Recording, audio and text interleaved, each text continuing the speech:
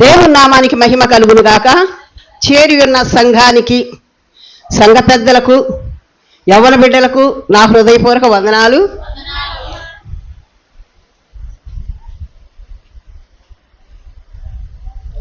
ఒకటో సమూయేలు గ్రంథము 1వ అధ్యాయం తీసుకుందాం.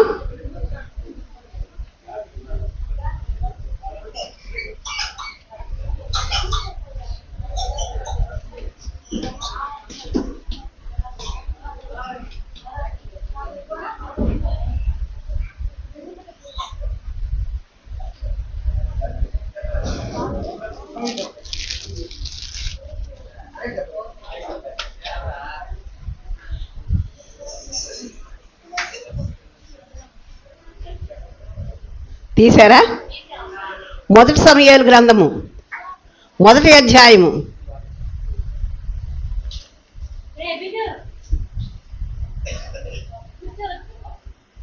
ఎఫ్రాయిము మన్యమందు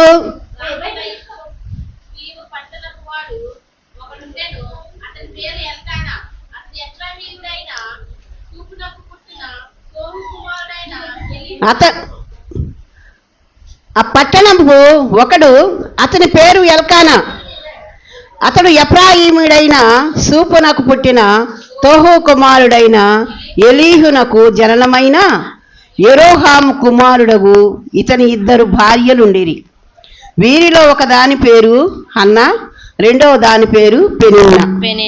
పెనిన్నాకు పిల్లలు కలిగిరి గాని హన్నాకు పిల్లలు లేకపోయిరి.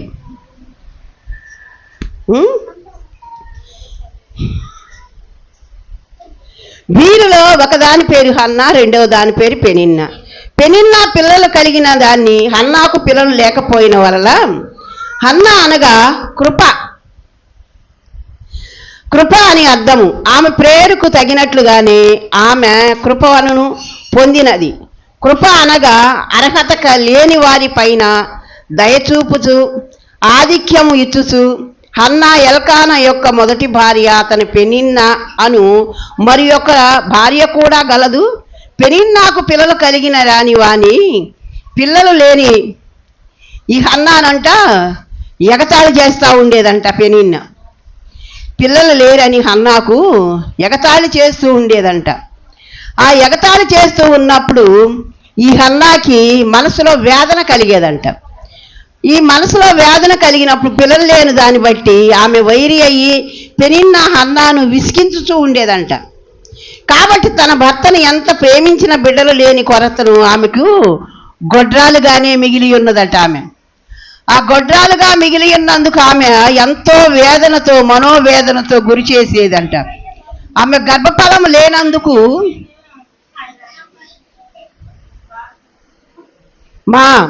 వచ్చిందని ప్రార్థన చేసుకో, మాట్లాడవాక. అప్పుడు ఆమె గర్భఫలము యెహోవా ఇచ్చు బహుమానమని మనకు కీర్తన గ్రంథంలో 27వ అధ్యాయంలో 3వ వచనంలో ఉంది మనకు ఆ మాట. చూడండి, ఎందుకంటే మనకు టైం లేదు కాబట్టి. గర్భఫలము దేవుని కృప వలన పొందవలసిందే గాని మోయగలవాడు ఆయనే, గర్భము తెరవగలవాడు కూడా ఆయనే. కాబట్టి పొందవలసిన గర్భము మోయగలవాడు ఆయనే. కాబట్టి ఇది గుర్తించి హన్నా అనేక సంవత్సరములు గర్భఫలము కొరకు తన భర్తను వేధించిందే కానీ దేవుని కొరకు అంగలార్చలేదంట. దేవుని కొరకు అంగలార్చకుండా దేవుని సన్నిధికి వెళుతుంది, వస్తుంది. ప్రతి సంవత్సరము కూడాను ఆమె దేవుని సన్నిధికి వాళ్ళు కుటుంబం అంతా కలిసి వెళ్ళేవారట. ఆ కుటుంబం అంతా కూడా వెళ్ళి ఆమెకి ఎంతగానో అక్కడ బలులు అర్పించి వాళ్ళు దేవునికి స్తోత్రాలు చెల్లించుకుంటూ స్తుతులు అర్పిస్తూ, మొదటి భార్యకు బిడ్డలు ఉన్నారు కాబట్టి ఆ బిడ్డలు 2 భార్యలను తీసుకొని ఎల్కానా ఆ మందిరానికి వెళ్తా ఉండేవంట. శిలోహం అనే మందిరములోకి, దేవుని మందిరమునకు పోయి బలులు అర్పించుతూ ఉండేవాళ్ళంట. తన హృదయం మట్టికి తెరవబళ్ళ. హన్నా తన హృదయాన్ని తెరవకుండాను, ఆ హృదయంలోను కఠినముగాను మనసు హృదయాన్ని ఒక ఆవేదనతోను నింపుకున్నదే గాని దేవుని నింపుకోవాలామె. ఎందుకంటే దేవుని ఆత్మను పొందుకోవాలంటే మన హృదయంలో ఉన్న కుళ్ళు కుచితాలు, వేరే ఆలోచనలు, మనకు అవి కావాలా ఇవి కావాలన్న ఆలోచనలన్నీ కూడా తీసి హృదయాన్ని ఖాళీ చేసుకోవాలి. ఎప్పుడైతే నీ హృదయాన్ని ఖాళీ చేసుకొని దేవుని సన్నిధికి వస్తావో అప్పుడు దేవుని వాక్యాన్ని విని ఆ దేవుని వాక్యములో ఉన్న మర్మాలన్నీ కూడాను ఆ హృదయంలో నింపుకొని పోవాలంట. నువ్వు ఇంటి దగ్గరే నాకు అవి కావాలా ఈ కావాలా దేవుణ్ణి అది కోరుకుంటా ఇది కోరుకుంటా అన్న ఆలోచనలతో మనము దేవుని సన్నిధికి ఎప్పుడు కూడా రాకూడదు. దేవుని సన్నిధికి వచ్చినప్పుడు మనం హృదయాలు ఖాళీ చేసుకొని ఆయన యందు మనము ఆసక్తి కలిగి ఆయన్ని ప్రేమించే వారిగా ఆయన్ని హృదయంలో హత్తుకునే వారిగా ఉండాలి. ఎప్పుడైతే ఆయన్ని హృదయంలో మనం హత్తుకుంటామో ఆయన మన హృదయంలోనే ఉంటాడు. కాబట్టి దేవుని యందు విశ్వాసం కలిగినటువంటి వారిగాను ఆమె ఏటేటా దేవుని బలిని అర్పించుచు మొక్కుకొనుకు శిలోహంలో ఉన్న దేవుని మందిరములోకి పోయి బలులు చెల్లించు వచ్చేదంట. కానీ తన హృదయము తెరిచి హృదయంలో ఉన్న దుఃఖమును కోపమును ప్రభు సన్నిధిలో ఒప్పుకోలేకపోయిందంట. ఇవన్నీ ఈ కోపాన్ని ఈ దుఃఖాన్ని ఇవన్నీ కూడా మన హృదయంలో పెట్టుకుంటే దేవుణ్ణి ఒప్పుకునే నీ ఖాళీ ఎక్కడుంది హృదయంలో? నీ హృదయాన్ని ఎప్పుడు ఖాళీ చేసుకుంటావు? ఎందుకు వస్తున్నాము మనం సన్నిధికి? దేవుని సన్నిధికి ఎందుకు వస్తున్నాము? ఇంట్లోనే ఉండి అన్నీ చేసుకోవచ్చుగా. కానీ దేవుని సన్నిధి అని మనకి ఒక లెక్క ఉన్నది. ఎందుకంటే దేవుని పరిశుద్ధ ఆలయంలోకి మనం అడుగుపెట్టినప్పుడు మన హృదయాలు తేటపరుచుకునే వారిగా ఉండాలి.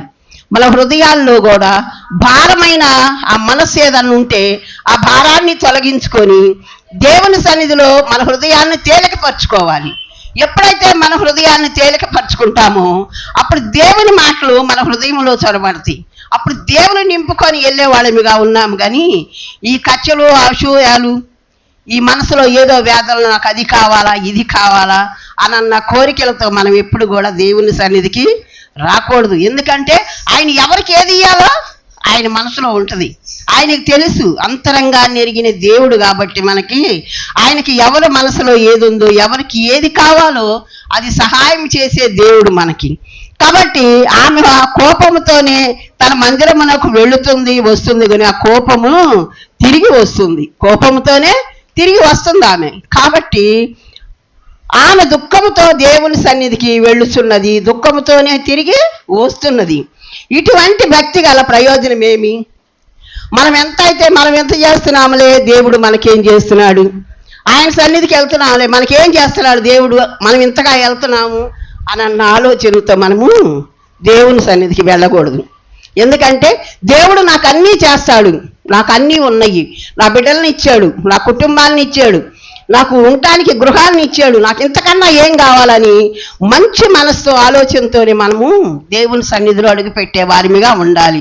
కాబట్టి ఆయన మనం ఎంత చేస్తామో మనకేం ఇస్తున్నాము, మనకేం చేస్తున్నాడు, మనకి ఎంత ప్రార్థన చేస్తున్నామంటే ఏం కావాలి? ఇంతకన్నా మనకి ఉండటానికి ఇల్లు ఇచ్చాడు, బిడ్డల్ని ఇచ్చాడు, ఆనందంగా మనకి కట్టుకోవటానికి గుడ్డలు ఉన్నాయి, తినటానికి సమృద్ధిగా తిండిని ఇచ్చాడు. ఇంతకన్నా దేవుడు మనకేం కావాలి? అది గొప్పతనం కాదా మనకి? కాబట్టి ఈడాలో అనేకులు ఇంటికి ఆచారాల భక్తితోను నామకార్థ భక్తితో కలిగి ఉన్నారే కానీ హృదయ సంబంధమైన భక్తిని కలిగి ఎవరు కూడా ఉండలేకపోతున్నాం. కాబట్టి దేవుని యందు ప్రియమైన సంగమా, దేవుల్లో మనం ఎదగాలంటే, దేవుణ్ణి ఆసక్తిగా మనం పొందుకోవాలంటే మన పద్ధతులను ఆచారాలు అనుకోవటం భక్తి అంటే హృదయంలో పాపము ఒక్కటే కానీ క్రీస్తు విశ్వాసము ద్వారా హృదయంలో చేర్చుకున్న మనకి ఎప్పుడైతే ఆయన్ని హృదయంలో మనం చేర్చుకుంటామో అప్పుడు మనకు అన్ని కూడా సమృద్ధిగానే ఉంటుంది. ఆ సమృద్ధి జీవాన్ని పొందుకున్నప్పుడే మనము దేవుని పరిశుద్ధ ఆత్మను పొందుకునే వారిగా ఉంటాము. అప్పుడు ఈ దినములో అనేకులు వారములకు తరబడి, నెలల తరబడి, సంవత్సరాల తరబడి దేవుని సన్నిధికి వస్తున్నాం కానీ దేవునికి వెళ్ళి వచ్చడమే కానీ వాక్యం ప్రకారము హృదయాలను సరి చేసుకోగలుగుతున్నామా? హృదయాలను ఎంతవరకు సరి చేసుకుంటున్నాం మనం? ఆయన సన్నిధిలో నోరు తెరిచి అవసరాల కొరకు ప్రార్థించి ప్రభువుని అడిగితే కానీ ఆయన మనకి ఇస్తాడని మనము ఆసక్తితో అడుగుతాము. కానీ అదేది మనకు అవసరమైందే మనం అడగాలి. దేవునికి తెలుసు మనకి ఏది ఇయ్యాలో, మన హృదయాల్లో ఏముందో, మన అంతరంగంలో ఏముందో కూడా ఆయనకు తెలుసు. అయితే హన్న ఒక్కసారి బహు దుఃఖాక్రాంతురాలయ్యిందంట. ఆలయంలో పరిశుద్ధ స్థలమునకు వెళ్ళి మోకాళ్ళుని బహు దుఃఖముతో నోరు తెరిచి ప్రార్థించుచున్నదంట. ఆమె హృదయం తెరిచి తన బాధ అంతయు దేవునితో చెప్పుకుంటూ ఉందంట. ఆ హృదయములు ఆ మందిరంలోకి ఒక్కతే వెళ్ళిందంట. వెళ్ళి ఆ బలిపీఠం దగ్గర కూర్చొని ఆమె హృదయాన్ని ఆయన దగ్గర కుమ్మరించుకుందంట. నీళ్లు కుమ్మరించినట్టు కుమ్మరించుకోవాలంట మన హృదయాలు. అప్పుడు ఆమె ఆ ప్రార్థించుచుండినప్పుడు తన హృదయం తెరిచి బాధంతయు దేవునితో చెప్పుకొంచుందంట. ఆమె అలాగ గంటల తరబడి ప్రార్థించుకొని చుండగా అది చూచిన ఏలి యాజకుడు అన్నమాట. అక్కడ ఆ మందిరంలో యాజకుడు ఏలీ గారు వచ్చి ఆమె మద్యము త్రాగుట వల్ల అలా మత్తురాలయ్యి నోట్లోనే కొనుక్కుంటుందని చెప్పి ఆమె మద్యము తాగి ఉన్నదని చెప్పి ఆయన అపార్థం చేసుకొని ఉంటాడు. అప్పుడు కొనుక్కున్నదని భావించి నీవెంతవరకు మత్తురాలవై ఉంటావు అని అడిగాడు యాజకుడు. ఈ మాట సమూయేలు గ్రంథం 1వ అధ్యాయం 14వ వచనములో ఉంటుంది. మనకి ఎంతవరకు నీవు మత్తురాలవై ఉందువు, ద్రాక్షారసమును మత్తురాలు అవుతాయి. చదువమ్మా.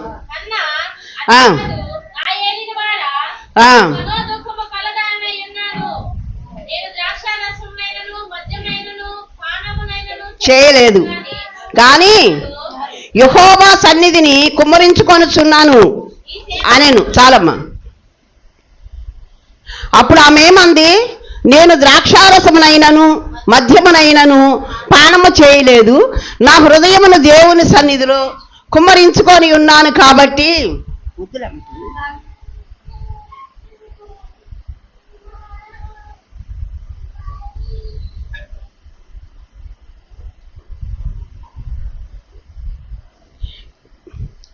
అప్పుడు ఆమె అలాగ మత్తురాలై నోట్లో గొనుక్కుంటుంది అన్నారు కదా. అప్పుడు సమూయేలు తంది, నా ఏలినవాడా, నేను మనోదుఃఖము గలదాననై ఉన్నాను, నేను ద్రాక్షారసమునైనను మద్యమునైనను పానము చేయలేదు కానీ నా ఆత్మను యెహోవా సన్నిధిని కుమ్మరించుకొనుచున్నాను అన్నది. అప్పుడు అవును, మద్యముతో మత్తులై ఉండగా కానీ నా ఆత్మ పూర్ణులై ఉండగాను నేను నీ సన్నిధిలో నీళ్లు కుమ్మరించినట్లు ప్రభు సన్నిధి నా హృదయమును కుమ్మరించుచున్నానన్నది. నేను మత్తురాలై ఉండలేదు, దేవుని సన్నిధికి వచ్చి నేను ఆయన పాదాల చెంత చేరి నేను ఆయన సన్నిధిలో నా హృదయాన్ని కుమ్మరించుకుంటున్నానన్నది. అప్పుడు వాక్యం సెలవిస్తున్న హన్నా దేవుని సన్నిధిలో కూర్చొని తన హృదయంలోని బాధను, కోపమును, కొరత సమస్తమును ప్రభు కొరకు ఆ ప్రభు సన్నిధిలో చెప్పుకొని తన హృదయమంతా కూడా దేవుని సన్నిధిలో చెప్పుకొని ఖాళీ చేసుకుందంట ఆ హృదయాన్ని. ఆమె కోపాన్ని, దేశాన్ని, దుఃఖాన్ని ఇదంతా కూడాను దేవుని సన్నిధిలో ఒప్పుకొని ఆ హృదయాన్ని ఖాళీ చేసుకున్నదంట. ఆ హృదయాన్ని ఖాళీ చేసుకొని దేవుని సన్నిధిలో మన సంకుచితమైన తలంపులను, ఉద్దేశములను ఖాళీ చేసుకున్నప్పుడే దేవుని యొక్క ఉన్నతమైన గొప్ప తలంపులతో నింపబడతామంట మనం. ఎప్పుడైతే మన హృదయాలు ఖాళీ చేసుకొని దేవుని సన్నిధిలో కుమ్మరించుకుంటామో అప్పుడే ఆయన సన్నిధిలో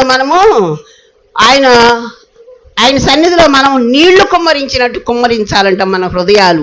నువ్వు కన్నీళ్లతో ఆయన పాదాల చెంత ఉన్నప్పుడు ఆయన ఏదైనా కూడా చేసే సమర్థుడుగా మనకి ఉన్నాడు. అయితే ఈనాడు అనేకులు మూసిన తలుపులతోనే, మూసిన హృదయంతోనే మందిరమునకు వచ్చుచున్నారు గనుక వారు ఎటువంటి ఆశీర్వాదాలు కూడా పొందలేకపోతున్నారు. ఎప్పుడైతే హన్న తన హృదయంలో బాధను దేవుని సన్నిధిలో చెప్పుకున్నదో అప్పుడే దేవుని సమాధానము ఆమె హృదయంలో నింపబడిందంట.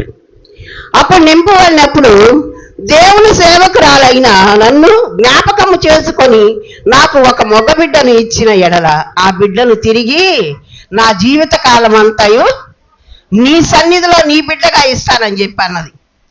నీ సన్నిధిలో నీ బిడ్డగా ఇస్తానన్నప్పుడు ఆమె తిరిగి ఇచ్చేయగా ఉన్నది.